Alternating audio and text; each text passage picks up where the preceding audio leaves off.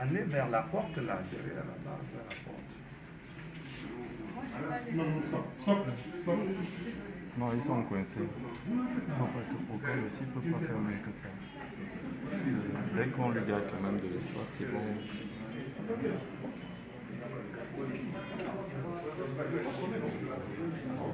Au col. Au col.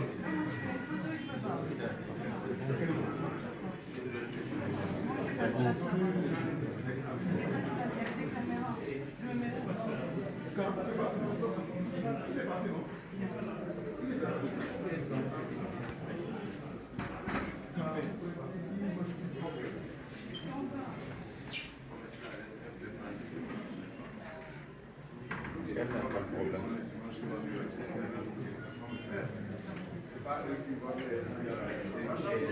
Non, mais il ne faut pas que le vol bouscule la presse comme ça.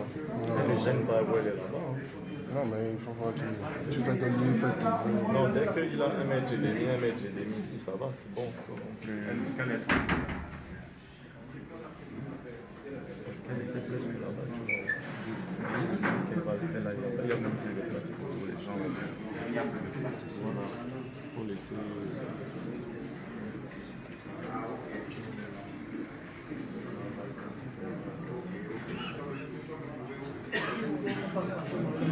Non, vraiment. S'il vous plaît, Voilà. Oui, bien. C'est pas parce que tu as le problème là que tu viens de montrer. Il faut que tout le monde se mette là-bas, tout le monde se met là-bas. Il n'y a pas de discussion. Pourquoi on lui a proposé une chaise assise? Je veux dire qu'elle vient sur la position. au col. Nous sommes à l'île.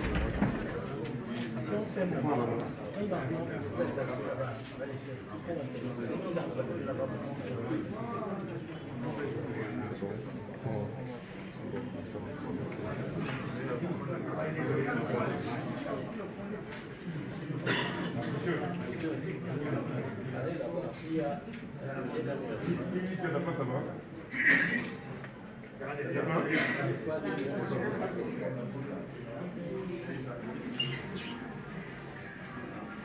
Téléphone sur la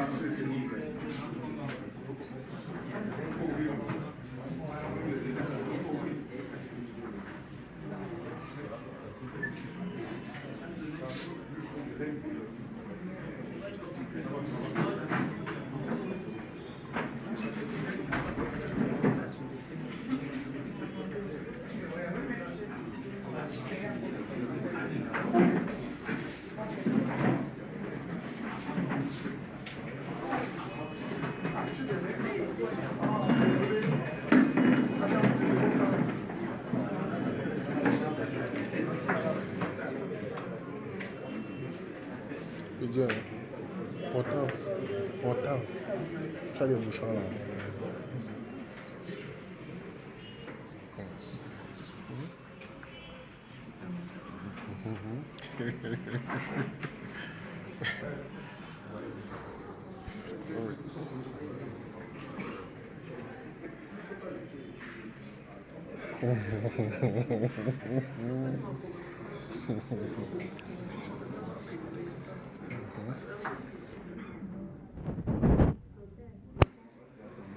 Ok.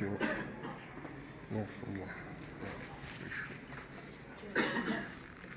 Il est prêt, il n'est pas prêt. Pardon?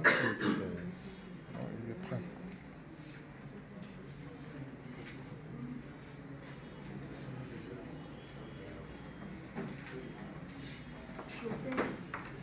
Merci. Il fait chaud. Ok, merci.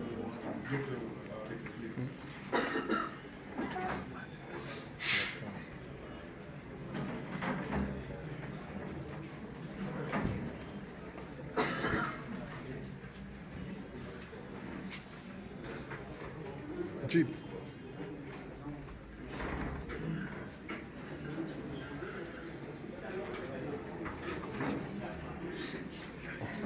Ça va. Ouais. Mets-toi alors là-bas derrière sans ils vont. Voilà.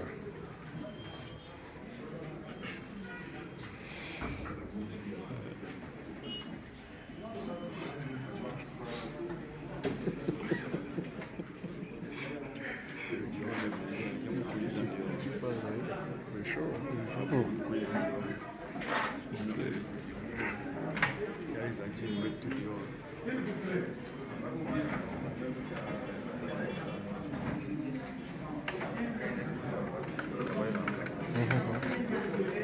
On est là, le petit jeu. Ja, speech là, lui.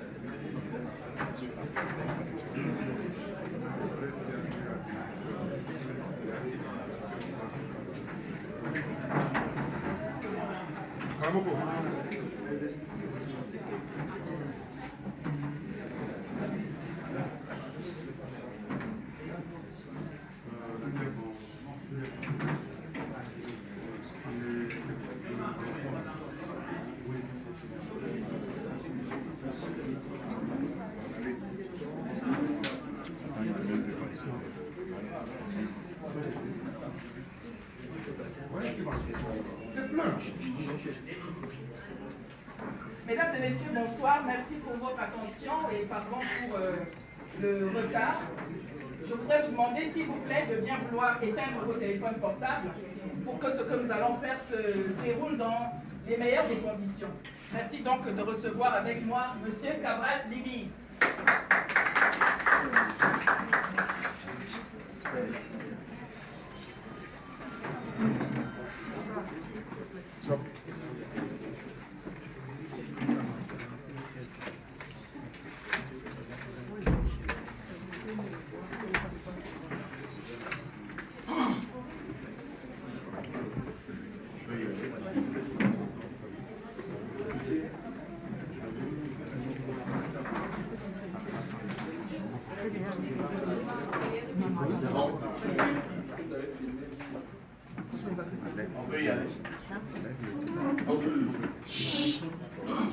Je garde mon choix.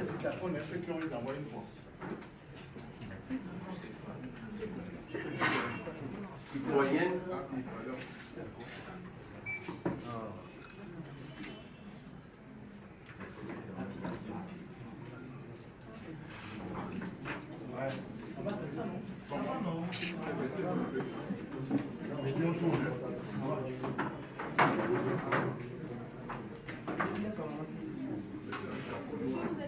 Si vous êtes prêts, on va pouvoir commencer. Je vous remercie.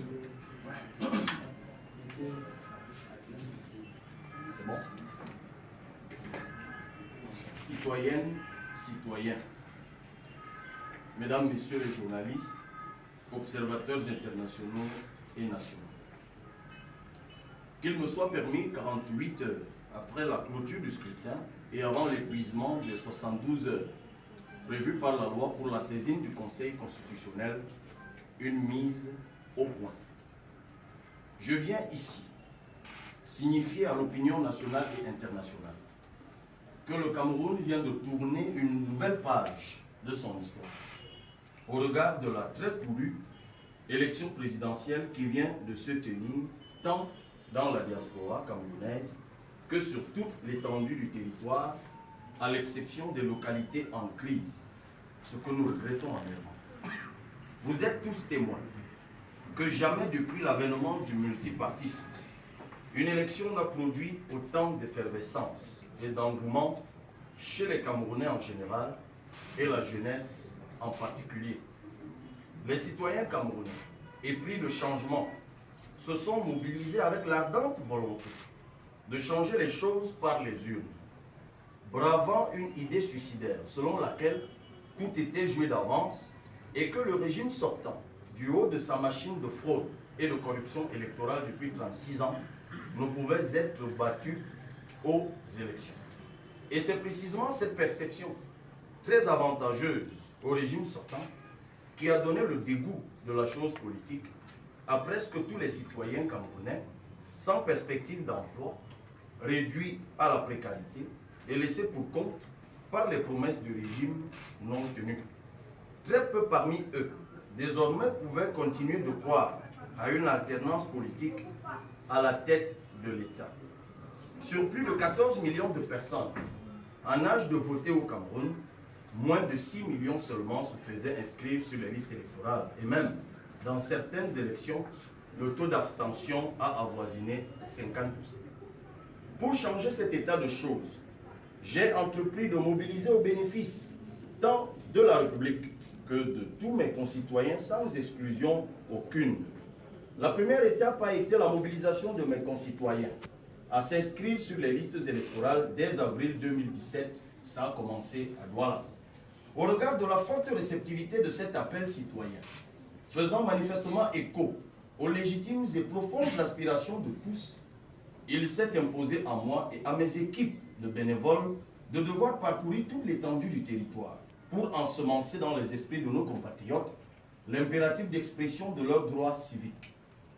Cette croisade aura été par ailleurs l'occasion pour moi d'établir l'inacceptable niveau de précarité existentielle, sanitaire et pécuniaire de nos citoyens en zone rurale et urbaine, étant allé jusque dans les régions du nord-ouest et du sud-ouest du pays au moment où les armes crépitaient de partout, et c'est encore le cas hélas. Il est important de relever que la paix est un préalable pour tous. Notre projet de société d'un Cameroun qui protège et qui libère les énergies est la réponse que nous avons apportée à tous les Camerounais qui, adhérant à cela, se sont non seulement mobilisés financièrement pour rendre possible mon éligibilité à la magistrature suprême, mais se sont en outre massivement rendus tant aux meetings qu'aux urnes. Je saisis cette occasion pour vous réitérer à tous mes sincères remerciements pour votre indéfectible soutien, car nous avons déjà réussi l'historique victoire de la mobilisation citoyenne. Il y a un temps pour chaque chose. Le temps de l'éveil d'une conscience politique a indiscutablement ressurgi dans l'esprit de la jeunesse camerounaise en particulier et dans celui des adultes de bonne foi, poussés par l'exaspération. Ils se sont rendus compte qu'au lieu de prendre des armes comme mode d'expression de leur ras-le-bol, une manière de faire aux conséquences imprévisibles contre laquelle nous devons tous nous prémunir, il faut prendre plutôt le bulletin de vote, l'arme la plus puissante pour le changement. Nous avons remporté la victoire du regain d'attrait vis-à-vis de la chose politique. Nous avons remporté l'éclatante victoire de la mobilisation populaire pendant la campagne. Il nous reste à remporter la victoire électorale finale. L'élection du 7 octobre 2018 a révélé les fruits de notre respectable labeur au travers de l'enthousiasme dans la participation. Mais elle a aussi révélé dans toute sa splendeur la force de l'expérience de la fraude. Le scrutin a été scandaleusement émaillé de graves irrégularités avec parfois des atteintes à la personne physique dont certains de nos représentants ont été victimes. À Yaoundé, plusieurs électeurs ont voté, dont un policier, au centre de Yaoundé 4, alors que leur nom ne figurait pas dans la liste des votants. Plusieurs milliers de Camerounais ont été privés du droit de voter, alors qu'ils disposaient formellement de leur carte d'électeur ou de récépissé. Cela n'était aucunement un fait de hasard, ce d'autant qu'aucun candidat à cette élection présidentielle ne peut se prononcer avec exactitude sur le nombre total de bureaux de vote ou d'électeurs. Dans l'arrondissement de Métète, département d'Union Esso, nos représentants, dont certains sont présents ici, ont été violentés physiquement. Ils sont encore traumatisés, tout comme une dame de la localité de Bout, qui, du fait de son engagement citoyen en tant que représentant du Parti Univers dans un bureau de vote, a été chassée du bureau, menacée de licenciement, bannie de la localité, expulsée de son logement qu'elle occupait et actuellement dans un désarroi indescriptible. Dans plusieurs localités, nos bulletins de vote n'étaient quasiment pas présents, notamment dans le Mayo-Kani et dans le Mou. Dans la région de l'Ouest, nos représentants ont été menacés, parfois brutalisés physiquement. Dans certaines localités, la loi de la corruption, entretenue par certains de nos concurrents, a préjudicié la sincérité du vote. Dans d'autres localités encore, nos représentants ont été purement et simplement chassés des bureaux de vote sur instruction d'une élite ministérielle locale. C'est le cas dans le Mayo Kani, notamment dans toutes les zones rurales, excepté l'espace urbain. Dans plusieurs localités, les votes multiples et les bourrages d'urnes étaient légion, y compris dans le bureau de vote où a voté le président de la République. Nous en avons les preuves. Dans plusieurs pays, Suisse, France, Algérie et autres, nos représentants n'ont pas eu accès au bureau de vote, alors même que toutes les formalités avaient été observées auprès des ambassades et auprès de l'ECA. Toutes ces irrégularités, mesdames, messieurs, sont gravissimes. Comment peut-on sortir un représentant de parti politique d'un bureau de vote en le tenant par le collet, puis on le jette dans un véhicule, manu militari, pour aller l'abandonner pour lynchage public à des dizaines de kilomètres, comme cela a été le cas dans le Nyong et So. Cela est inadmissible. Je rappelle que l'intéressé est ici pour les journalistes qui s'y intéresseraient. Un pouvoir qui pose des actes aussi ignobles pour son maintien peut-il être garant de la paix et de la stabilité? J'en doute. Je tiens à saluer la responsabilité et la bravoure du peuple camerounais. Nonobstant toute cette ridicule tricherie, orchestrée sans surprise par des spoliateurs de notre État, le peuple s'est exprimé. Cet appareillage frauduleux a montré ses limites. Les informations qui nous parviennent et les procès-verbaux qui nous remontent l'attestent. Nous continuons à collecter les informations et les procès-verbaux. Cette tâche, devrais-je vous le rappeler, est ardue, fastidieuse. Elle requiert du temps, de la logistique et de la concentration. Nous nous y investissons avec méthode et vigilance. Et si au bout de cette opération objective et de vérification, notre victoire est établie, je dis bien si et seulement si elle est établie, je ne laisserai en aucun cas celle-ci être volée par quiconque, car cette victoire serait celle du peuple camerounais assoiffé de changement. Je demande donc aux Camerounais de rester mobilisés et debout, dans l'attente d'une proposition de démarche d'action que je leur proposerai en cas de tentative de vol de leur victoire. J'appelle à la conscience des gouvernants sur les conséquences imprévisibles d'une quelconque forfaiture de trop. Toutefois, nos avocats, au regard du caractère hautement scandaleux des irrégularités dont nous continuons à collecter les preuves, se réservent le droit de saisir ou non la juridiction compétente dans les délais légaux prévus. Comme je l'avais d'ores et déjà déclaré, le challenge de 2018 n'est pas celui de la victoire de l'opposition, mais celui de la démonstration de celle-ci. Nos appels à la mutualisation pour la constitution d'un socle commun de contrôle du vote nous auraient sans doute épargné de regrettables effets de la force de l'expérience de la fraude. J'exhorte néanmoins l'entourage présidentiel et d'autres sanctus de la patrie tapis dans les cercles du pouvoir, qui vivent de la misère du peuple et qui n'hésitent pas éhontément à appeler à la solidarité de celui-ci lorsqu'ils sentent leur mangeoire menacée, à garder à l'esprit que le Cameroun n'est pas une propriété privée, mais un héritage commun au peuple camerounais. Vous l'avez vous-même constaté, cet édifice est entouré en ce moment de centaines de membres de forces de l'ordre. Où étaient-ils lorsque les Camerounais étaient violentés le jour du vote? Ils sont là prétendument pour me protéger, pour vous protéger. Non, il n'en est rien. Où étaient-ils, j'ai posé la question, lorsque nos camarades étaient violentés le jour du vote? C'est l'irréfutable démonstration du mieux. Désormais choisi un leader, ferme dans ses convictions, intègre et visionnaire, qui le conduira immanquablement vers la victoire. J'en appelle également au sens de la responsabilité du centralisateur des votes, ELECA, qui est tenu dans l'intérêt de la patrie de faire son travail et rien que son travail dans la transparence la plus totale. Notre destin à tous en dépend. C'est le lieu de préciser ici que 11 millions de citoyens et le Parti Univers forment une dynamique politique et citoyenne qui offre une exaltante communion aux Camerounais des 10 régions du Cameroun. Ces Camerounais solidaires, indépendamment de leurs ethnies, dans leur souffrance.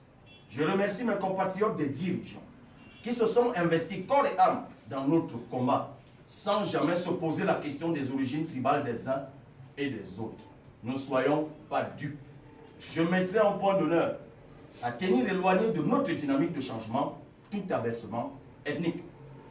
Je le dis avec force, si la paix et la stabilité de ce pays, qui nous est tous chers, se dégradent, la responsabilité sera largement partagée par ceux qui méprisent le peuple et qui sont aux affaires.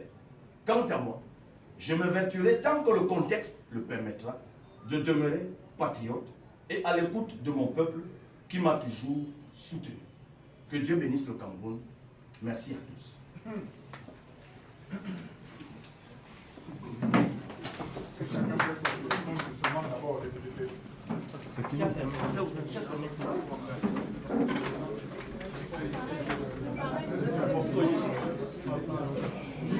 C'est bien pour lui, c'est pas terminé. Et puis c'est tout. Et puis c'est tout.